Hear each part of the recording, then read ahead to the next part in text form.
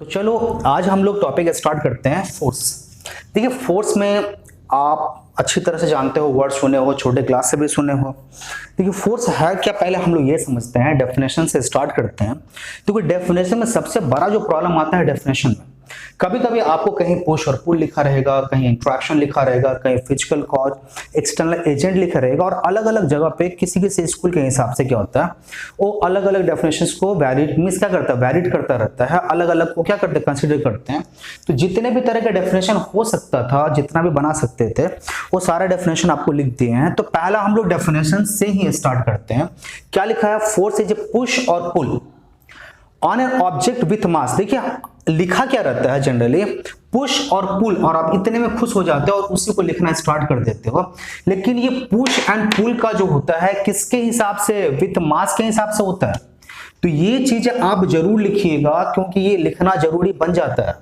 तो क्या होता है, पुश और pull on an object with mass, और जब ये पुश एंड पुल आप अप्लाइड करोगे किसी भी ऑब्जेक्ट के ऊपर, so because of that push और पुल होगा क्या, इसके शेप, साइज, मोशन, कॉन्फ़िगरेशन, इन सब के अंदर क्या हो जाएगा, लेंथ, ब्रेथ, हाइट जो भी बोलते हो आप, ये सारा क्या होगा, इसके अंदर चेंजेस आएगा।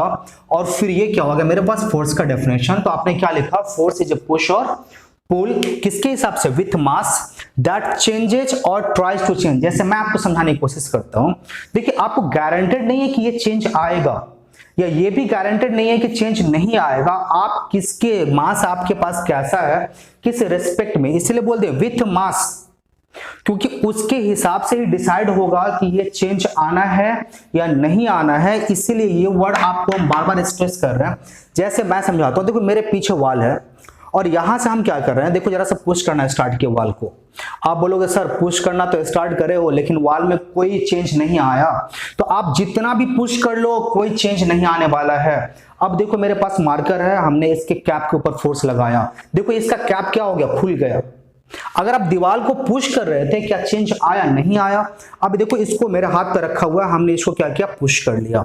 आप देखोगे जब पुश हमने यहां पे रखा हुआ था, यहां से हमने क्या किया, पुल किया, पुश किया, जो भी किया, यहां से देखो जरा सा, अगर आप ऐसे पुश करो या पुल करो, जैसे भी करो, तो चेंज आ रहा है। मतलब व्हाट, कि विथ रिस्पेक्ट टू मास ही ये डिसाइड होगा कि चेंज आना है या नहीं आना है। तो ये वर्ड आपके पास जरूरी है। तो आपने बोल दिया पहला डेफिनेशन क्लियर। दूसरा डेफिनेशन देखो, फिर सेम फोर्स का ही दूसरा एक और डेफिनेशन में लिख रखा है। क्या लिखा है, फोर्स इज एन इंट्रैक्शन। उसके देखो बाद की कहानी सब में सेम ही जैसा है, ये चेंज लाएगा या नहीं आएगा। ये क्या है, एक इंट्रैक्शन है, और बिकॉज ऑफ दैट इंट्रैक्शन किसी भी ऑब्जेक्ट के अंदर क्या होता है, चेंज आता है। और ये चेंज किस तरह का, शेप के अंदर, साइज के अंदर, मोशन के अंदर, कॉन्फ़िगरेशन के अंदर। देखो चेंजेस आप जब भी अप्लाई करोगे किसी के ऊपर फोर्स, तो चेंजेस करीब करीब एक जैसा ही रहेगा। लेकिन अब क्या होता है, यहां जो वर्ड है, ये वर्ड सिर्फ थोड़ा सा क्या कर रहे हैं, हम लोग अलग कर रहे हैं। सेकेंड पार्ट जो मेरे पास है वो सबके लिए क्या होगा, चेंज होगा। देखो थर्ड डेफिनेशन फिर एक और है, force is a physical cause और एक्सटर्नल एजेंट। आप कुछ भी यूज कर सकते हैं, इज ए फिजिकल कॉज और external agent due to application of which shape, size, motion etcetera of an object में चेंज, और क्या हो जाएगा, मींस में नॉट चेंज। तो ये आपके पास फोर्स का डेफिनेशन आ गया। आपको ये भी समझ में आ गया कि अगर आप फोर्स अप्लाई करते हो तो because of that force changes आना है। अब जो डेफिनेशन के बाद हम लोग समझने की कोशिश करते हैं कि फोर्स जो आप अप्लाई करते हो, क्योंकि हम लोग देखो लास्ट वीडियो में आप देखोगे जरा सा स्केलर एंड वेक्टर क्वांटिटी आपको समझाया गया था। तो अब हम क्या करते हैं, इसको समझने की कोशिश करते हैं कि स्केलर है या वेक्टर है। देखिए फोर्स अगर आप किसी भी ऑब्जेक्ट पे अप्लाई करोगे तो बिकॉज ऑफ दैट फोर्स होगा क्या, कि आपको बताना पड़ेगा कि ये फोर्स आप किस तरफ लगा रहे हो। देखो जरा सा मैं समझाता हूं। देखो वेक्टर क्वांटिटी किसको बोले थे आप, ऐसा एक क्वांटिटी जिसके पास बोथ मैग्नीट्यूड भी हो, डायरेक्शन भी हो, ऐसे क्वांटिटी को आप क्या बताए थे, वेक्टर क्वांटिटी। सपोज करो मेरे पास एक ऑब्जेक्ट, अब आपने क्या, पहला डेफिनेशन के हिसाब से अगर हम बात करें तो आप क्या बोलते हैं, पुश और पुल। आप बताओगे क्या, ये आप सपोज करो हमने इसको इस तरफ खींचना स्टार्ट किया, हमने क्या किया, या हमने इस तरफ करना स्टार्ट किया, तो आपको दोनों ही केसेस में आपको बताना होगा कि आप जो फोर्स लगा रहे हो अपना, ये किस तरफ लगा रहे हो। क्योंकि नहीं बताओगे तो फिर क्या हो जाएगा, ये आपको पता नहीं चलेगा।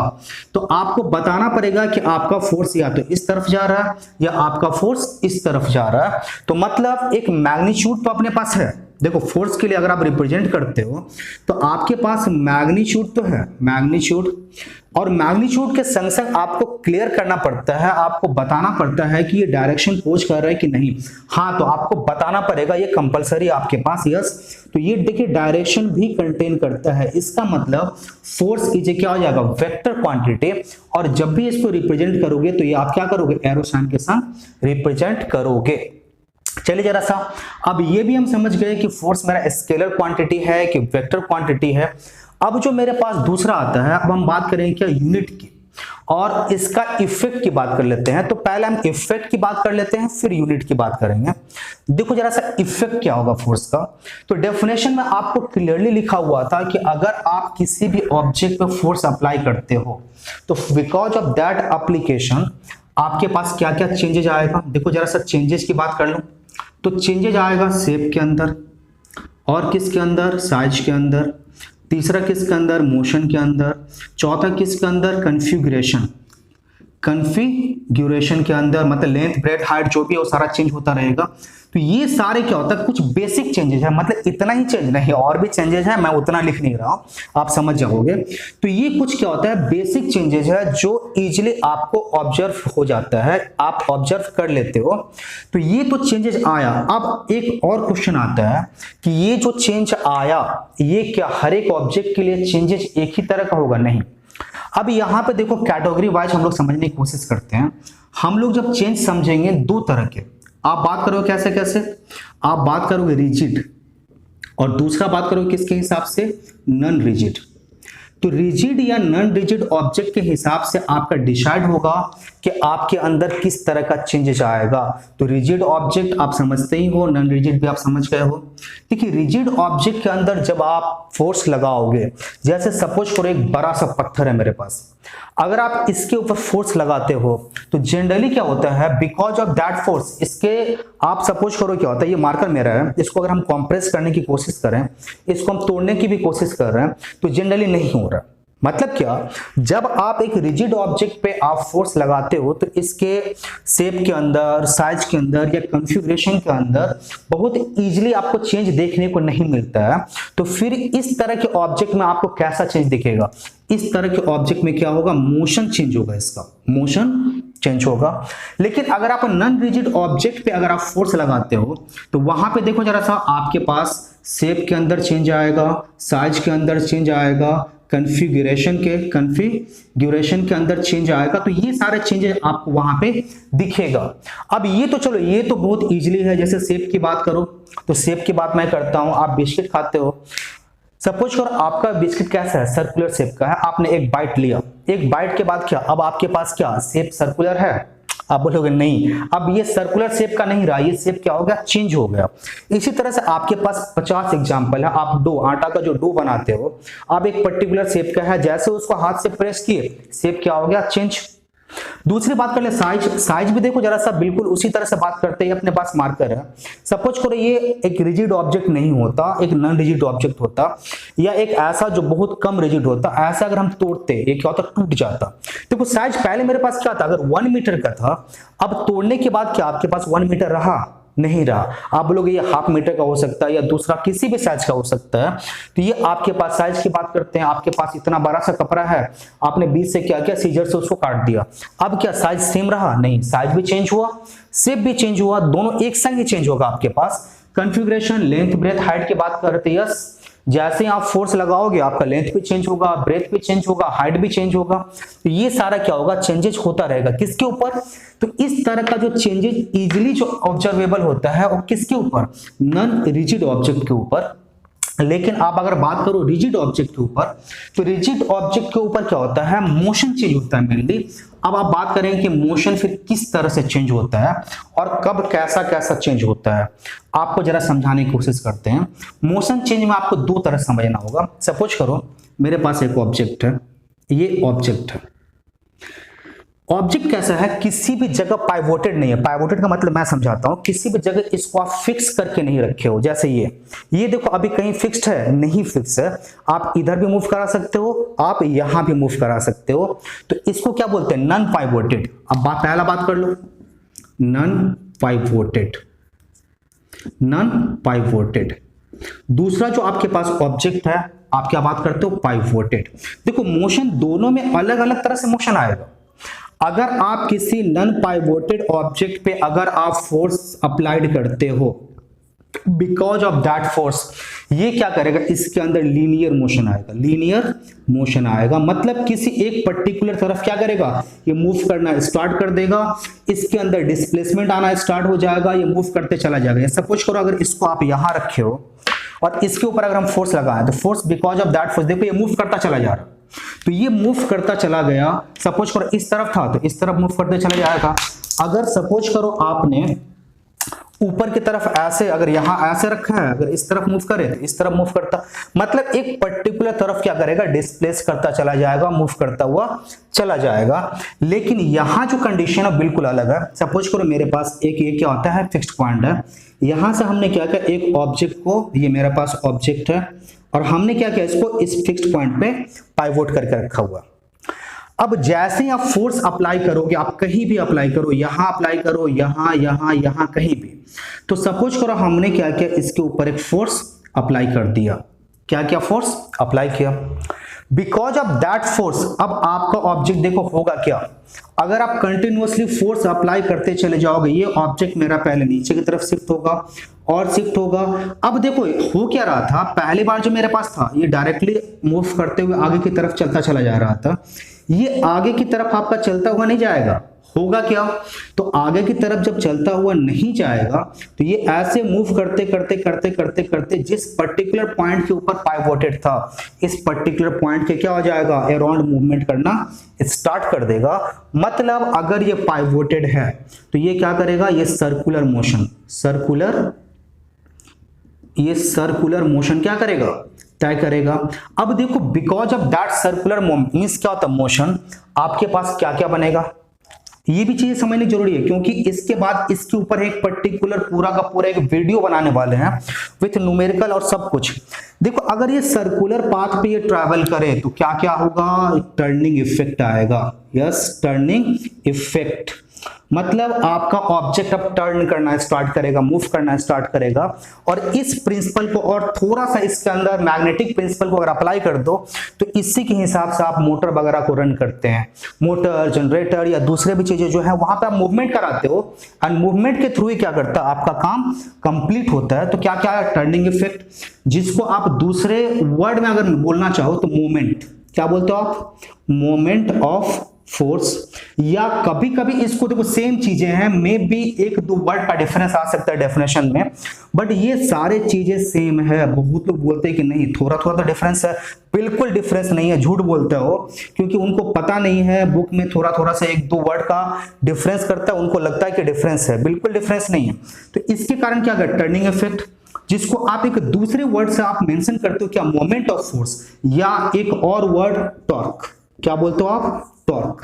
तो ये आप तीन टॉर्क आपको हमेशा सुनने में मिलेगा, कहां पे मिलेगा आपको, ये इंजन के वर्ड, इंजन वगैरह जब आप पढ़ोगे स्टडी करोगे वहां ये टॉर्क क्या होता है बहुत ज्यादा सुनने को मिलेगा।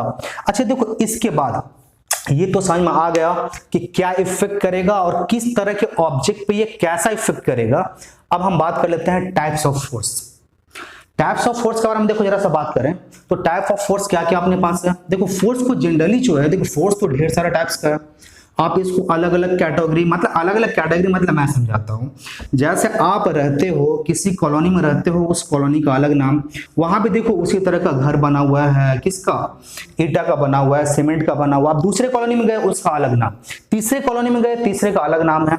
इसी तरह से देखो फोर्स नेचर तो एक ही है, लेकिन ये किस ऑब्जेक्ट के थ्रू काम हो रहा है उसके हिसाब से क्या करते हैं, इसका नाम अलग अलग रखा गया है। और इसको फिर दो कैटेगरी में डिवाइड कर दिया गया, पहला कॉन्टैक्ट फोर्स और दूसरे की बात कर लेते हैं कैसा, नॉन कॉन्टैक्ट फोर्स।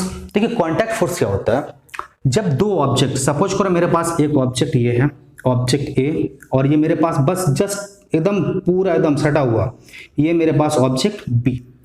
तो दो ऑब्जेक्ट अगर एक दूसरे के कांटेक्ट में है, मैं डेफिनेशन भी लिख देता हूं, दो ऑब्जेक्ट अगर एक दूसरे के कांटेक्ट में है और उस समय अगर इनके बीच में कोई फोर्स एग्जर्ट करता है, देखो फोर्स तो हमेशा एग्जर्ट करता है, तो उस समय इनके बीच में जो फोर्स एग्जर्ट करेगा उस फोर्स को आप क्या बोलोगे?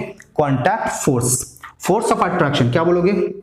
Force existing between two object, definition में लिख देता हूं, between two object when they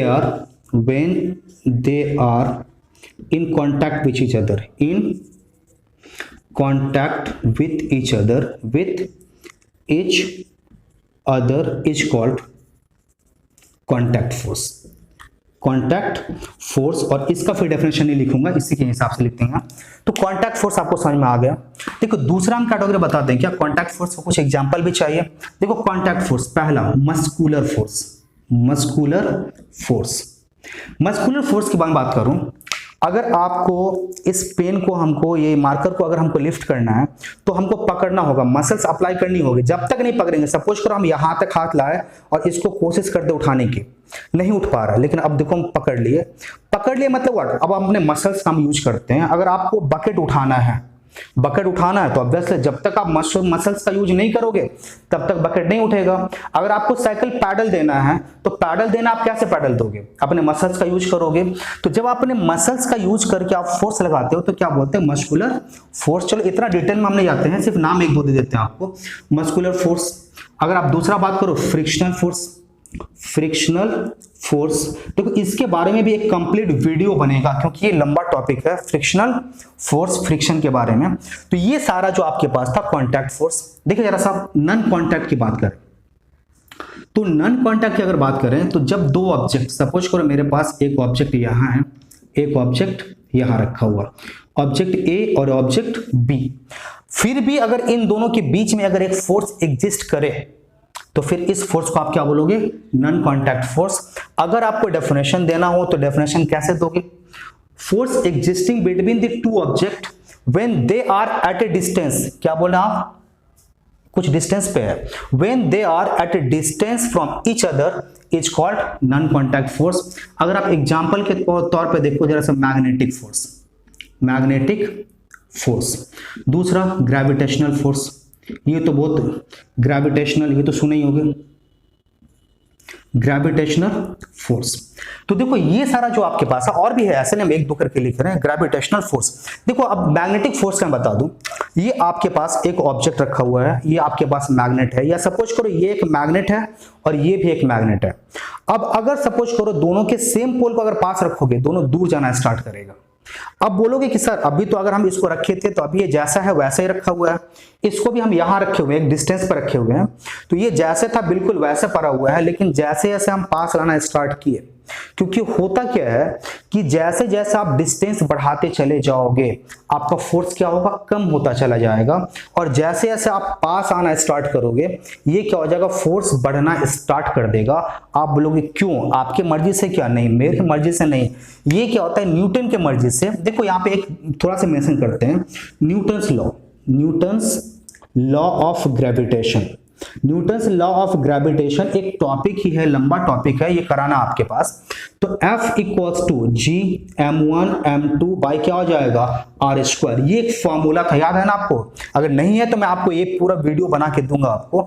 मतलब देखिए अगर मास मेरे पास कांस्टेंट मास है तो जितना आप अगर डिस्टेंस बढ़ाते चले जाओगे, क्योंकि ये इनवर्सली प्रोपोर्शनल होता है, जितना आप डिस्टेंस बढ़ाते चले जाओगे आपका जो फोर्स है उसके स्क्वायर के हिसाब से क्या होगा? कम होता चला जाएगा।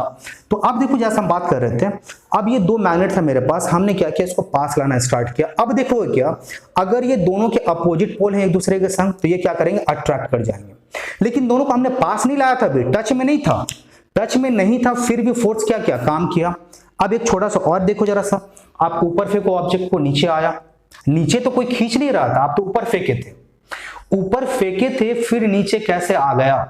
तो कैसे आ गया, मतलब क्या बोले, ओ कुछ तो कुछ काम कर रहा है, मतलब यस एक फोर्स काम कर रहा है। फोर्स किसके बीच में, अर्थ के बीच में और ऑब्जेक्ट के बीच में फोर्स काम कर रहा था। तो ये फोर्स क्या टच में तो नहीं था, नहीं था, मतलब ये कैसा है, नॉन कॉन्टैक्ट फोर्स है। अब इसके बाद हम लोग जो है यूनिट ऑफ फोर्स पढ़ेंगे।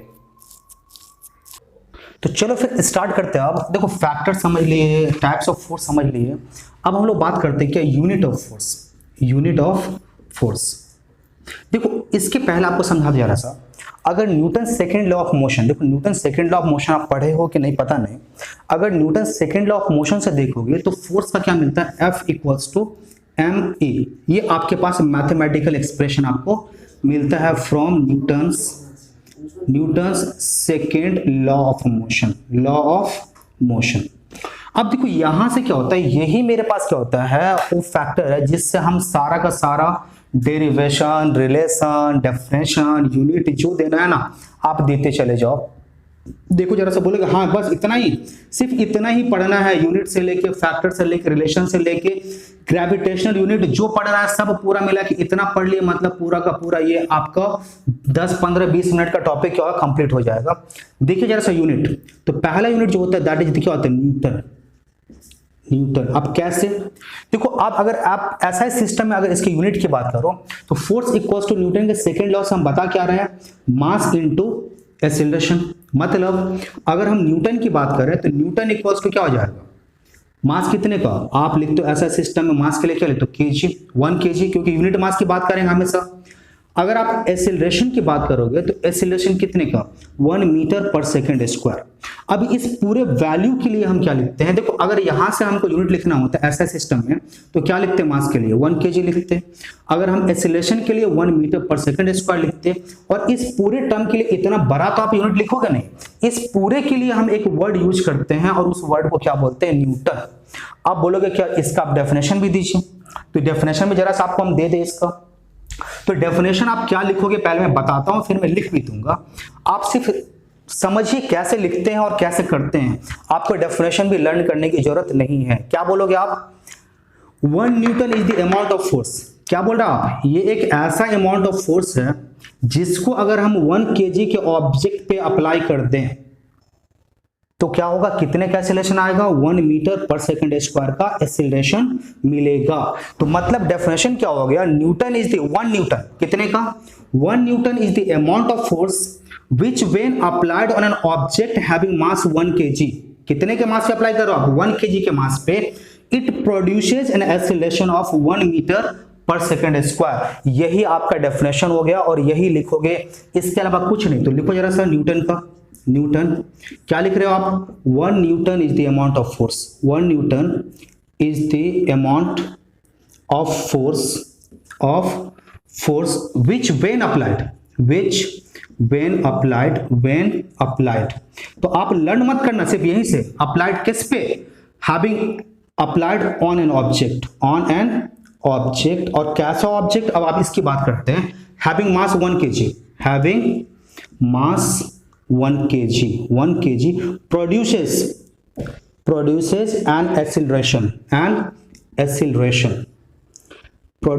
an acceleration of 1 metre per second square. तो ये आपके पास डेफिनेशन क्लियर हो गया। तो पहले आप इस चीज को सिर्फ दिमाग में रखना और यहां से अपने आप डिराइव कर पाओगे। अब देखो जरा सा अगर हम बात करें सीजीएस यूनिट की, आप बोलोगे कि आप ये तो चलो ऐसा यूनिट तो मेरा क्लियर हो गया, सीजीएस की मैं बात कर लूं, पहले मैं समझा दूं आपको फिर बात करेंगे। सीजीएस यूनिट को हमको लिखना है, तो सीजीएस में आप क्या क्या लिखना है, आपको मास लिखना है और एक्सीलरेशन लिखना है। तो सीजीएस में अगर आप बात करोगे मास के लिए आप क्या लिखते हो, ग्राम, और अगर आप बात करो क्या एक्सीलरेशन के लिए क्या लिखते हो, सेंटीमीटर पर सेकंड स्क्वायर। तो ये आपके पास क्या हो गया, यूनिट हो गया, यूनिट कंप्लीट। आप क्या इतना बड़ा यूनिट लिखोगे नहीं। देखो फिजिक्स में बार बार हर एक वीडियो में हम इस बात को मेंशन कर रहे हैं कि अगर कोई भी यूनिट 2 और मोर टर्म्स को लेकर लिखा हुआ है तो 99% यूनिट को क्या होगा, एक पर्टिकुलर वर्ड दिया जाएगा और ये इसके लिए क्या वर्ड आएगा, डाइन, वो चुराइल डाइन वाला डाइन नहीं, ये फिजिक्स वाला डाइन। तो देखो जरा सा डाइन की बात कर लो। अब डाइन के लिए आपको डेफिनेशन देगा और यहां पे क्या होगा, आप लिखो जरा सा डाइन को मैथमेटिकली पहले लिख लो फिर डेफिनेशन दो। अब लिखो जरा सा, तो 1 डाइन इक्वल्स टू क्या मिला आपके पास, 1 डाइन इक्वल्स टू, देखो जरा सा 1 ग्राम ये into 1 centimetre per second square. अब आप बोलोगे क्या सर इसके लिए डेफिनेशन भी दो। मैं डेफिनेशन लिखने वाला नहीं हूं क्योंकि आप सीख चुके होगे अब तक, और नहीं तो आप खुद लिखने की कोशिश करना। पहला वो लिख दिए थे, लिखेंगे क्या, 1 dial is the amount of force. देखो फिर वैसा ही बिल्कुल लैंग्वेज बिल्कुल चेंज नहीं कर रहे हैं, जो था वही रख रहे हैं। आप देखो यहीं से 1 dial is the amount of force which when applied, किसके ऊपर, on an object having mass 1 kg। अगर आप 1 kg की 1 ग्राम पे, kg तो उसमें था 1 gram, produces an acceleration of 1 centimetre per second square. तो अगर ऐसा होता है तो जो फोर्स आपने लगाया था उस टोटल अमाउंट ऑफ फोर्स को आप क्या बताओगे, 1 डाइन। तो आप समझ गए, न्यूटन एंड डाइन दोनों ही समझ गए। अब आपके पास जो नेक्स्ट क्वेश्चन आता है, कभी कभी क्वेश्चन कैसे लिखा रहता है, डेफिनेशन लिखो छोड़ देते हैं। अगर आप नहीं होगा तो आप कमेंट बॉक्स में लिख देना, आई थिंक हो जाएगा आपसे, कोई टेंशन नहीं है। अब देखो जरा सा एक और क्वेश्चन यहां से आता है यूनिट से रिलेटेड। क्या बोलता है, relation between newton and dyne. या कभी कभी आपको ऐसा दे देगा CGS and SI unit of force, both same question है। अब देखो जरा सा क्या था आपके पास, 1 न्यूटन, हमको किसके किसके बीच में रिलेशन चाहिए, न्यूटन और डाइन के बीच में चाहिए। तो चलो जरा सा एक बात सीख लो अच्छी तरह से, बड़ा कौन है। आप बोलोगे सर ऐसा सिस्टम में है, ये तो बड़ा वैल्यू है तो न्यूटन मेरा बड़ा है, तो हम उसी से स्टार्ट करते हैं। तो देखो 1 न्यूटन इक्वल्स टू, आप लिखते क्या हो, 1 newton equals to F equals to, फिर से हम वही लिख देते हैं। भूल जाओ तो बस इतना ही याद रखना है, बाकी का बाकी कुछ नहीं याद रखना है, पूरा फोर्स इसमें खत्म हो जाएगा, बेसिक जितना भी है। तो 1 newton equals to 1 kg into 1 metre per second square. ये तो था, बोला सर ये तो सीख चुके हैं, इसमें कोई टेंशन नहीं है। अब सीख लिए तो रिलेशन भी सीख गए, आप करना ही क्या, कुछ नहीं करना है। और डाइन क्या था आपके पास, मैं लिख दूं 1 dyne equals to 1 gram into 1 centimetre per second square, ये आपके पास था। अब हमको इसको कन्वर्ट करना है, किस में, इस पर्टिकुलर फॉर्म में कन्वर्ट करना है। अगर हम कन्वर्ट कर लिए तो अपने को डाइन मिल जाएगा। तो देखो जरा सा, पहले बार हमको क्या चाहिए, डाइन में ग्राम चाहिए, है मेरे पास क्या, केजी, हमने क्या किया 1000, ये हो गया ग्राम, 1 kg इक्वल्स टू 1000 ग्राम। चलो जरा सा दूसरे में क्या चाहिए, सेंटीमीटर चाहिए, और टाइम किसमें चाहिए, पर सेकंड स्क्वायर। टाइम किसमें, पर सेकंड स्क्वायर। तो चलो मेन झमेला जहां होना था वहां मेरा कोई टेंशन नहीं है, यहां भी टाइम चाहिए सेकंड स्क्वायर में, यहां भी चाहिए सेकंड स्क्वायर में। अब यहां देखो मीटर, और ये क्या है, सेंटीमीटर में कन्वर्ट करना है। तो 1 मीटर इक्वल्स टू कितना आ जाएगा, 100 सेंटीमीटर, और टाइम जैसा था हमने वैसा लिखा, कोई चेंज नहीं। सिर्फ आपको देखो बेसिक चीजें क्लियर कर लोगे ना, फिजिक्स ना कुछ नहीं है एकदम, आप बोलते हैं ना हलवा है तो हलवा ही है। सिर्फ आपको बेसिकली जो चीजें हैं बेसिक, वो आपको क्लियर करते रहना है। ये आ गया आपके पास। तो अब देखो जरा सा, इंडिसेस भी आपको मैथ का दिए थे वीडियो, याद है ना। तो वहां पे देखो दोनों का बेस कैसा है, सेम है, सिर्फ पावर अलग है, किसमें, मल्टीप्लाइड फॉर्म में है। तो 10 पावर क्या आ जाएगा, 3 + 2 gram centimetre per second square. देखो अब मेरे पास मिल चुका है gram centimetre per second square, और इस पूरे के लिए आप क्या लिखोगे, डाइन लिखोगे, इक्वल्स टू क्या आ जाएगा, 10 पावर 5 डाइन। ये आपके पास क्या हो गया, 1 न्यूटन इक्वल्स टू क्या मिला आपके पास, 10 पावर 5 डाइन। ये मैथमेटिकली अगर आप जब न्यूमेरिकल सॉल्व करोगे कभी कभी इसका यूज पड़ेगा, और डायरेक्ट क्या होता है, ये रिलेशन के तौर पे आपको दे देगा। अब हम लोग सीखेंगे क्या, ग्रेविटेशनल यूनिट ऑफ फोर्स। देखो जरा सा फिर अब बात करते हैं ग्रेविटेशनल यूनिट ऑफ फोर्स। अब एक कंफ्यूजन आ गया, बोला कि आप यूनिट ऑफ फोर्स तो पहले बता दिए, फिर आप बता रहे हो ग्रेविटेशनल यूनिट ऑफ फोर्स। हाँ, ग्रेविटेशनल यूनिट ऑफ फोर्स भी आपको पढ़ना है, लेकिन अगर आपको क्वेश्चन बोलता है what is the unit of force, तो जो नॉर्मल है न्यूटन एंड डाइन आप उसका यूज करोगे। अगर कहीं पे लिखा रहता है what is the gravitational unit of force, फिर ही आप इसको मेंशन करोगे, अदरवाइज मेंशन नहीं करोगे। तो ग्रेविटेशनल यूनिट है कितने, 2 है। पहला है क्या, kgf, किलोग्राम फोर्स। दूसरा आता है क्या, gf क्या बोलोगे, ग्राम फोर्स। बिल्कुल, देखो आप जो वर्ड जो है ना अपने आप को डिफाइन कर रहा है, अपने आप को ही बता रही है क्या। देखो जैसा पहले kgf 1 kg का, सपोज करो ये मेरे पास 1 kg का ऑब्जेक्ट। अब इस ऑब्जेक्ट को अगर एक पर्टिकुलर जगह से हम अगर गिराते हैं या कहीं पे है, जिस फोर्स से 1 kg का ऑब्जेक्ट, अच्छी तरह समझिएगा, 1 kg का ऑब्जेक्ट है, जिस फोर्स से अर्थ इसको अपने सेंटर की तरफ अट्रैक्ट करेगी, यहाँ है छोरे, तो छोरे तो नीचे की तरफ आया, नीचे की तरफ क्यों आया, कैसे आया, बिकॉज ऑफ क्या होता है gravitational pull of the earth, because of the gravitational force of the earth. तो जिस फोर्स से अर्थ किसी भी 1 kg के ऑब्जेक्ट को अपने सेंटर की तरफ अट्रैक्ट करेगी, उतने फोर्स को आप क्या बोलोगे 1 kgf। मतलब 1 kg के ऑब्जेक्ट पे लगने वाले ग्रेविटेशनल फोर्स को आप क्या बोलते हो kgf। तो इसको हम उसी तरह से लिखते हैं, kgf मतलब क्या होता है फोर्स ऑफ ग्रेविटी। पहले आपको हम डेरिवेशन के थ्रू समझाते हैं, फिर आपको हम डेफिनेशन लिखेंगे।